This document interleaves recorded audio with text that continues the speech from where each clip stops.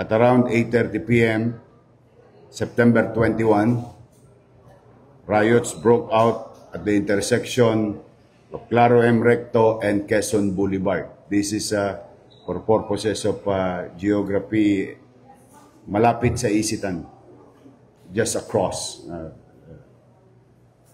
Isitan. During the riot, suspect Richard Francisco, 52 years old, a watch technician. As you all know, sa Recto, maraming pagawaan ng relo, mga maliliit na tindahan. Claimed that minors were trying to damage motorbikes and his business along the said street. In his attempt to protect his own property and business, he tried to use a case knife, yung pambukas ng relo.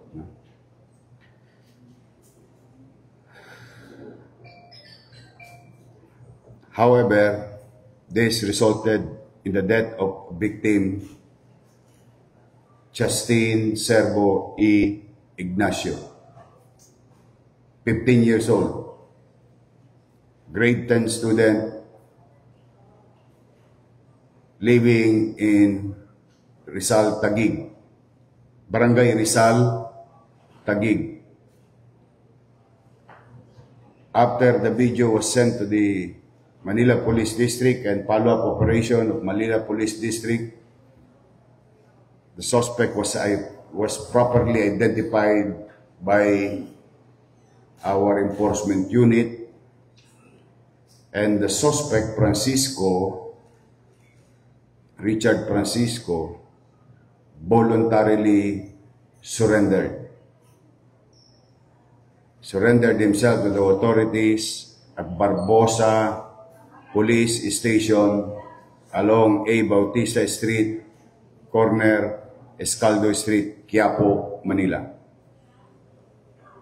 Of course, the suspect was informed of his constitutional rights. And now, here we are. First, nalulungkot ako na may isa na namang magulang na umiiyak ngayon. Masakit mawalan ng anak. And I hope and pray for the soul of Justine Servo Ignacio. Second, I hope ang mga kabataan talaga makinig kayo sa magulang nyo. May isang umiiyak na naman ng mga magulang ngayon. Nakakalungkot, but andyan na yan. Anong gagawin natin? Ang buhay, hindi natin may babalik. Pangatlo, bukod sa pakikiramay, paalala sa mga kabataan, ito naman sa taong bayan. Sa mga mamamayan na nanonood,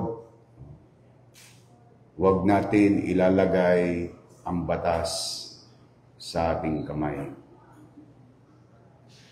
I know, mahirap, lalo na kung gusto mong proteksyonan ang iyong sarili at ang iyong mga naipundar na hanap buhay at gamit na sisirain lamang dahil sa riot or rumble. But we must continue to believe that the government and the men and women uniform of the police force will do their job. May namatay, nakakalungkot, meron ding makukulong. Nakakalungkot. Madalit salita, wala. Isang malungkot na araw sa dalawang pamilya. Sa pamilya ng biktima at sa pamilya ng suspect. So muli ako'y taus-pusong nakikiramay sa pamilya ng isang taga-Taguig na dumayo sa Maynila at nag-participate sa riot doon sa September 21 incident. And here today, as we have said, no enough justification for any citizen na ilagay nila ang batas sa kanilang kamay. Kaya nandito ngayon sa inyong harapan si Richard Francisco. And I think this case is solved with regard to the said report. So, before I ask everyone, I open the discussion. Si Mr. Francisco,